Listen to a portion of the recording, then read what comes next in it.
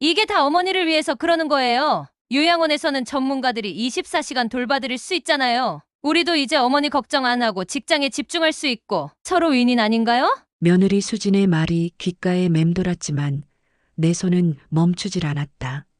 40년을 함께한 옷가지들을 캐리어에 차곡차곡 넣으면서도 이게 현실인지 꿈인지 구분이 가지 않았다. 내가 평생 모은 돈으로 사준 아파트에서, 내가 쓰던 방에서 내 옷을 싸고 있는 이 상황이. 나는 박순자. 올해 65이다. 노년에 자식과 함께 살며 손주 키우는 재미에 행복할 거라고 믿었던 내 인생은 어느새 이렇게 캐리어 하나에 담겨 문 밖으로 내몰리고 있었다. 어머니, 짐 다 싸셨어요? 택시 불렀으니까 10분 안에 나가셔야 해요. 내 아들 민석의 목소리는 차가웠다. 평생을 업고 키웠던 그 아이의 목소리에서 더 이상 따뜻함을 찾을 수 없었다. 내가 언제부터 이렇게 짐이 되었을까? 어쩌면 늙고 병들기 시작한 그 순간부터였을지도 모른다. 손주는 한 번만 안아보고 가면 안 될까? 내 목소리가 떨렸다. 손자 우진이는 내 인생의 빛이었다. 아침마다 할머니, 좋은 아침 하며 내 방으로 달려와 안기던 그 아이를 보지 못하고 떠난다는 것은 가슴이 찢어지는 아픔이었다. 우진이는 유치원 갔어요. 어차피 어머니 요양원 가시면 자주 보러 갈 테니까 걱정 마세요. 수진의 말에는 거짓이 묻어 있었다. 그들이 나를 보러 오지 않을 거란 걸 나도, 그들도 알고 있었다.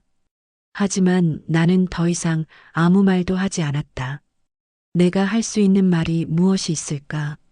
나는 그저 조용히 캐리어를 끌고 현관으로 향했다. 어머니, 이거 가지고 가세요. 월세방 계약금이랑 석 달치 월세요. 민석이 봉투를 내밀었다. 요양원이 아니라 월세방이라니. 며칠 전까지만 해도 요양원을 강요하더니 내가 완강히 거부하자 이제는 월세방으로 내모는구나. 내가 평생 모아 아들에게 준 돈으로 산 이 집에서 쫓겨나 월세방으로 가는 현실이 믿기지 않았다. 아파트 현관문이 닫히는 소리와 함께 내 인생의 한 챕터가 끝났다. 택시를 타고 낯선 동네로 향하는 내내 나는 지난 시간들을 돌이켜보았다. 아들 내외와 함께 살기 시작한 것은 3년 전이었다. 남편이 세상을 떠나고 혼자 살던 내게 민석이가 제안했다. 어머니, 우리 집으로 오세요. 우진이도 봐주시고 혼자 계시는 것보다 좋잖아요. 그때는 그 말이 진심으로 들렸다. 수진도 환하게 웃으며 네, 어머님. 우진이가 할머니랑 같이 살면 얼마나 좋아할지 몰라요. 라고 말했다. 남편과 함께 살던 집을 팔아 그들의 집을 장만하는데 보태주고 나머지는 적금에 넣어두었다. 어차피 쓸 일도 없을 테고 언젠가 아들에게 물려줄 돈이었으니까. 처음 1년은 행복했다. 아침에 일어나 손자를 유치원에 데려다주고 장을 보고 저녁을 준비하는 일상이 즐거웠다. 손자가 할머니, 할머니 하며 따르는 모습에 하루의 피로가 싹 가셨다. 수진도 직장일을 마치고 돌아와 어머님, 정말 감사해요. 어머님 덕분에 제가 편하게 일할 수 있어요라며 고마워했다. 하지만 변화는 서서히 찾아왔다. 내 허리 통증이 심해지기 시작했다. 손주를 안아줄 때마다 찌릿한 통증이 찾아왔지만 손주의 웃음을 위해 참고 또 참았다. 집안일도 예전처럼 빠르게 하지 못했다. 그때부터였을까 수진의 눈빛이 달라지기 시작한 것은. 어머님, 설거지가 아직도 안 끝났어요? 제가 퇴근하기 전에 끝내주시면 좋을 것 같은데. 처음에는 부드러운 언급이었다. 하지만 점점 그 말투에서 따스함이 사라져갔다. 어머님, 우진이 밥 늦게 주시면 안 돼요. 매번 말씀드려도 시간 개념이 없으세요? 나도 안다. 내가 예전 같지 않다는 것을. 하지만 최선을 다하고 있었다. 그런데 어느 순간부터 수지는 모든 일에 트집을 잡기 시작했다. 내가 끓인 국은 너무 짜고 내가 개는 이불은 구겨져 있고 내가 돌보는 손자는 응석바지가 되어 간다고. 민석은 바빠졌다. 승진했다며 기뻐했지만 그만큼 집에 늦게 들어왔다. 부부가 대화할 시간이 없다며 나는 일찍 방으로 들어가라는 말도 늘어갔다. 식사 시간에도 민석은 휴대폰만 보고 있었고 내가 말을 걸면 네 하는 대답뿐이었다. 그러다 어느 날 민석이 수진의 말을 옮기기 시작했다. 어머니, 우진이한테 과자 많이 주지 마세요. 수진이가 싫어해요. 어머니, 거실에 옷 널지 마세요. 수진이가 손님 올까봐 신경 쓰인대요. 점점 나는 집안에서 지위가 낮아졌다. 내 존재 자체가 눈엣 가시가 된 것 같았다. 그러던 어느 날 수진이 제안했다. 어머님, 이 방이 좀 넓으신 것 같아요. 우리 손님 방이 필요해서요. 저쪽 다용도실 정리했는데 그쪽으로 옮기시면 안 될까요?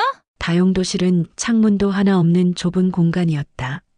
하지만 나는 거절할 수 없었다.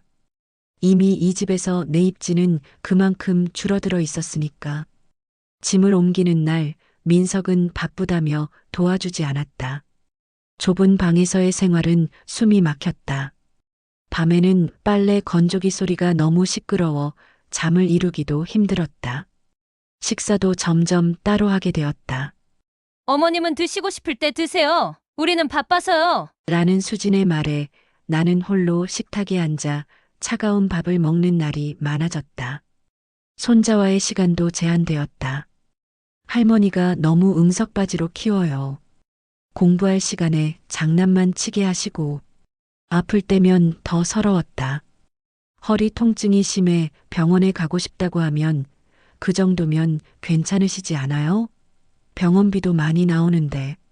라는 말만 돌아왔다. 내가 갖고 있던 의료보험 카드도 어느새 수진이 관리하고 있었다. 내 통장도 마찬가지였다. 어머님, 이제 연세도 있으시니까 통장 관리는 제가 할게요. 필요하실 때 말씀만 하세요. 하지만 필요할 때는 좀처럼 인정되지 않았다. 내가 용돈을 달라고 하면 뭐 하시게요? 라는 질문이 돌아왔다. 마치 내가 돈을 낭비할 사람인 것처럼. 그리고 매달 들어오는 내 연금은 어디로 가는지 알 수 없었다. 어느 날 저녁 아들 내외의 대화를 우연히 듣게 되었다. 여보, 어머니 통장에 있는 돈으로 그 펀드 들어볼까? 지금 우리 형편으로는 투자금 마련이 어려우니까. 그래, 어차피 어머님은 쓸 일도 없을 거고 나중에 우리 것이 될 텐데 미리 불려놓는 게 좋지. 가슴이 철렁 내려앉았다. 그들은 내 돈을 자신들의 것으로 여기고 있었다. 내 노후를 위한 돈, 언젠가 아플 때를 대비한 돈인데. 용기를 내어 물어봤다. 민서가, 내 통장에 돈이 얼마나 남아있니? 아들의 표정이 굳어졌다. 왜요? 갑자기? 그냥 알고 싶어서.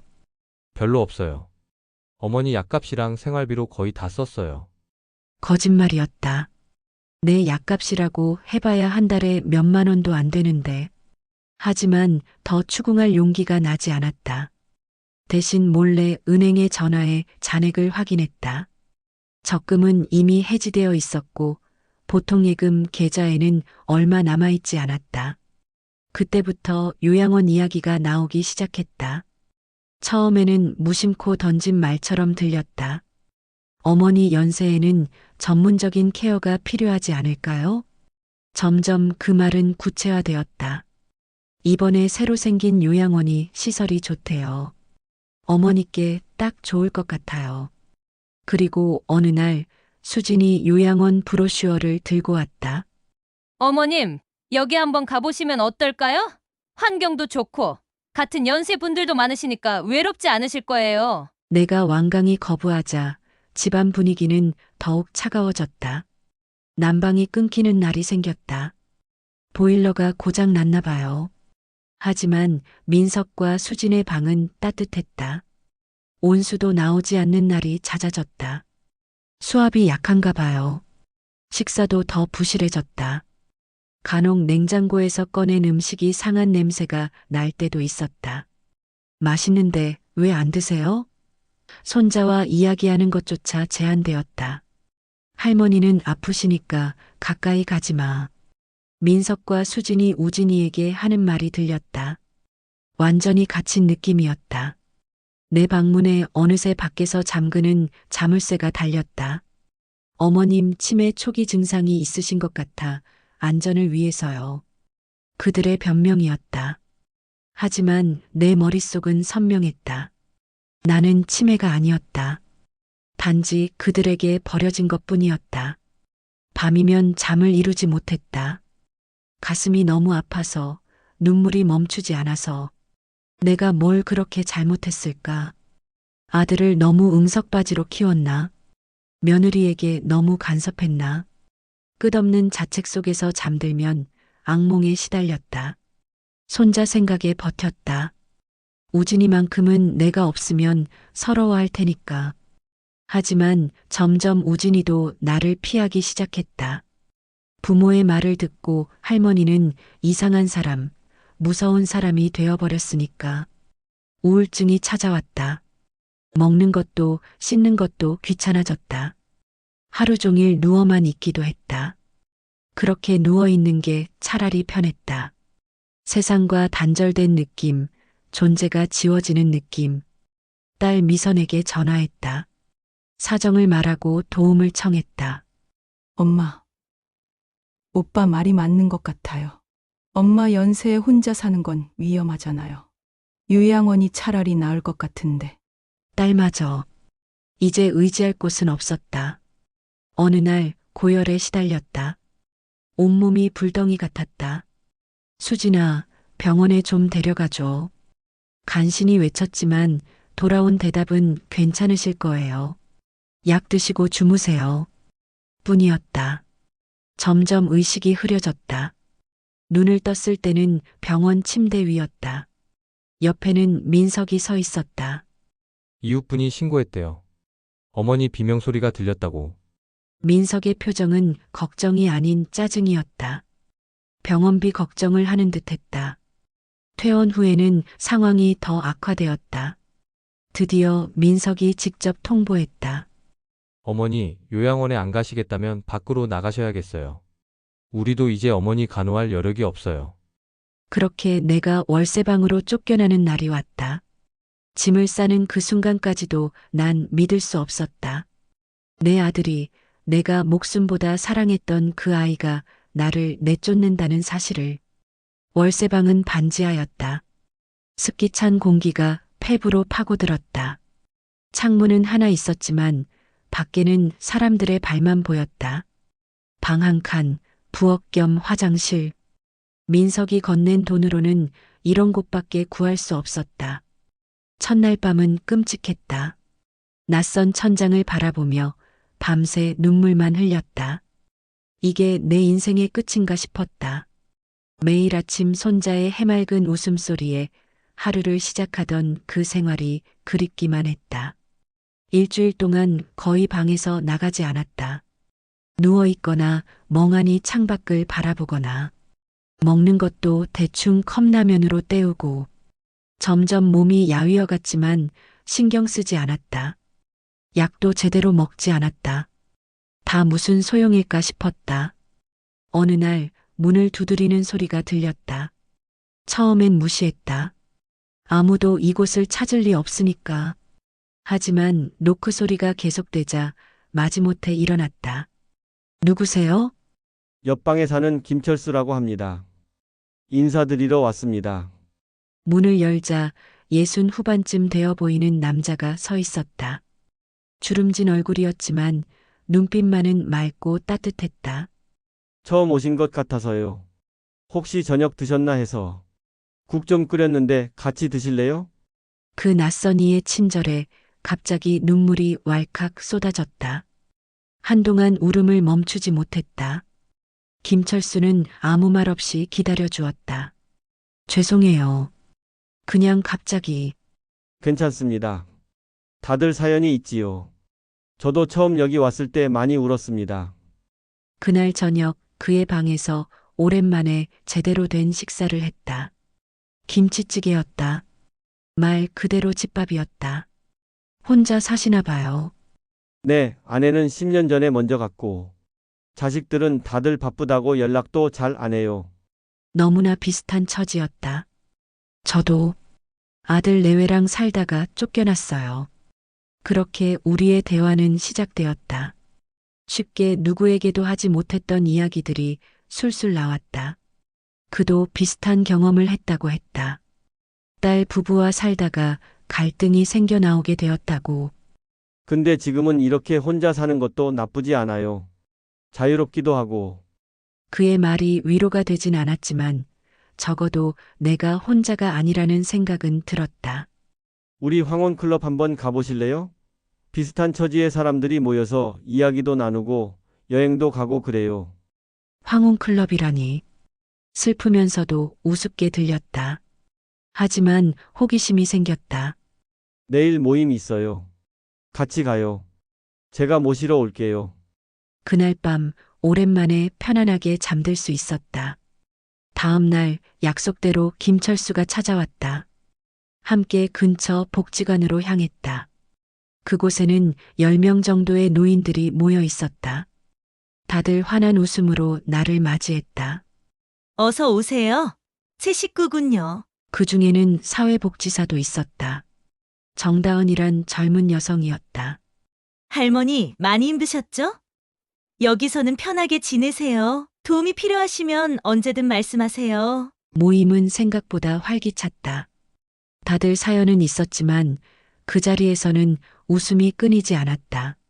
노래도 부르고 게임도 하고 서로의 이야기도 나누었다. 마치 큰 가족 같았다. 다은 선생님은 개인적으로 나를 불러 상담을 했다. 할머니, 혹시 월세는 어떻게 내고 계세요? 아들이 석 달치를 줬는데 그 다음은요? 그 다음은 모르겠어요. 연금은 받고 계신가요? 통장을 며느리가 가지고 있어서. 다은 선생님의 얼굴이 굳어졌다. 할머니, 그건 경제적 학대에 해당해요. 우리가 도와드릴게요. 법률 상담도 무료로 해드릴 수 있어요. 그날부터 내 인생은 조금씩 변하기 시작했다. 다은 선생님의 도움으로 내 연금 계좌를 되찾았고 노인 일자리 프로그램에도 지원했다. 근처 초등학교 급식 보조일이었다. 급여는 많지 않았지만 아이들과 함께하는 시간이 즐거웠다. 우진이가 생각나기도 했지만 이제는 그 생각이 가슴을 찢지는 않았다. 황혼클럽 사람들과 점점 가까워졌다. 주말이면 함께 근교로 나들이도 가고 서로의 집에 모여 음식도 나눠 먹었다. 특히 김철수와는 더 가까워졌다. 그는 항상 내 옆을 지켜주었다.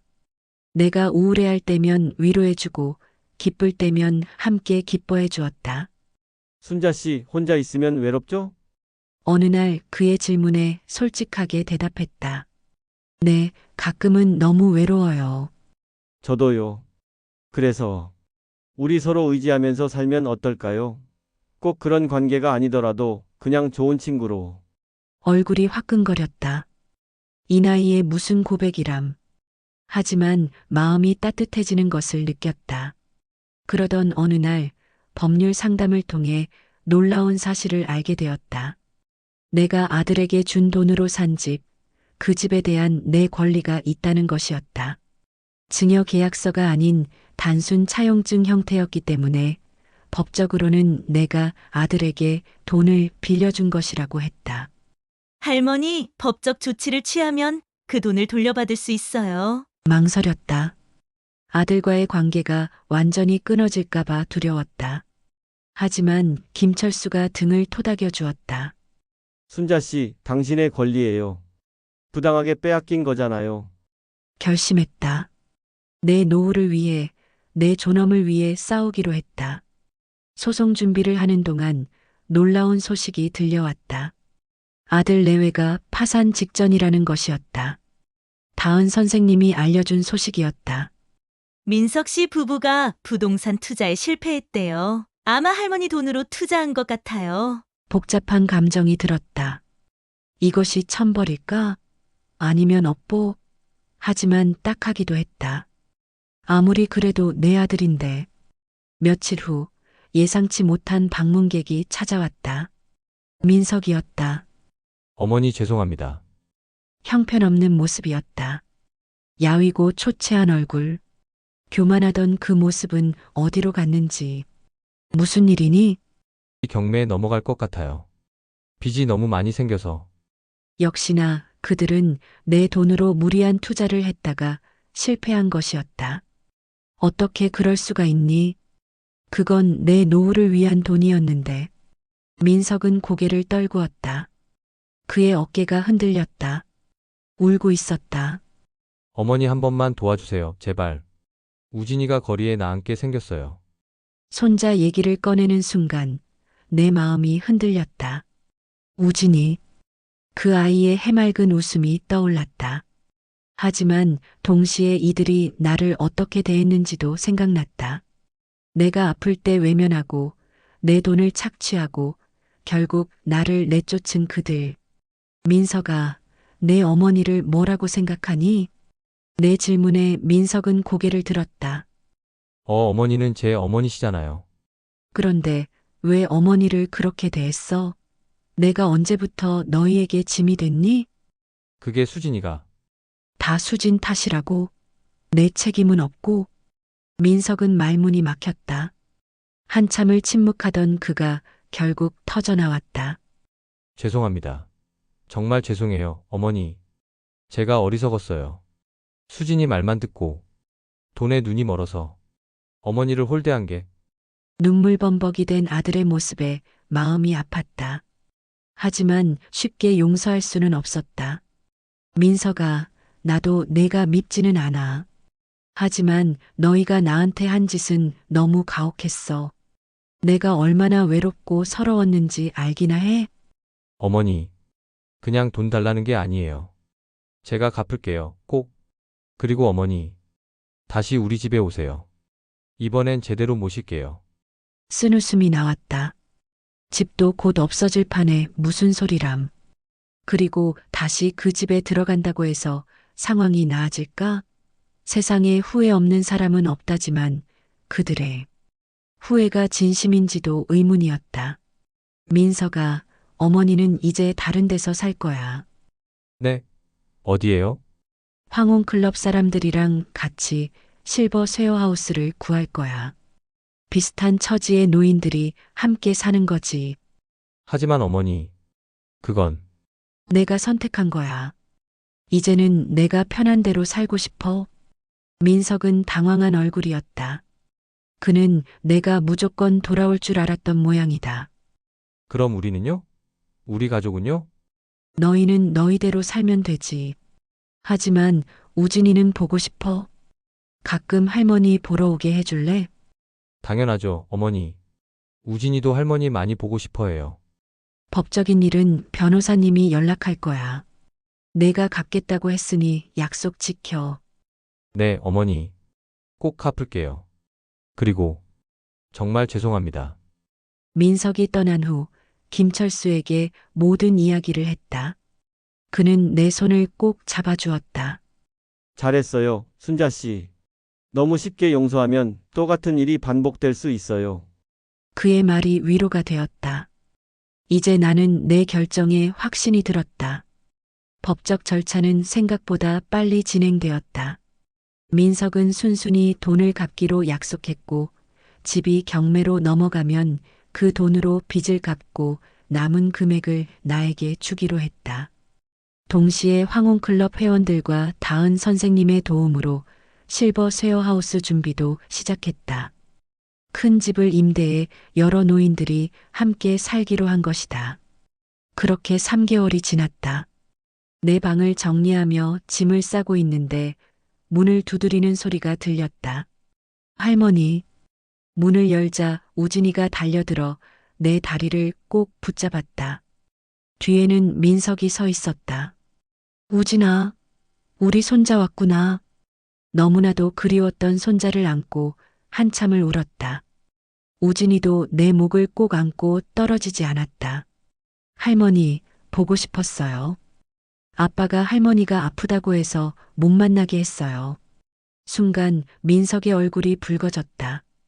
아이들은 정직하다. 민석이 우진이에게 했던 거짓말이 들통난 것이다. 이제는 자주 볼 수 있을 거야, 우리 손자. 진짜요? 할머니가 우리 집에 다시 오시는 거예요? 민석이 급히 끼어들었다. 아니, 우진아. 할머니는 다른 할머니들이랑 같이 사실 거야. 우리가 자주 찾아뵙기로 했지? 우진이는 고개를 갸웃했지만 금세 이해한 듯 했다. 그럼 할머니 집에 놀러 가도 돼요?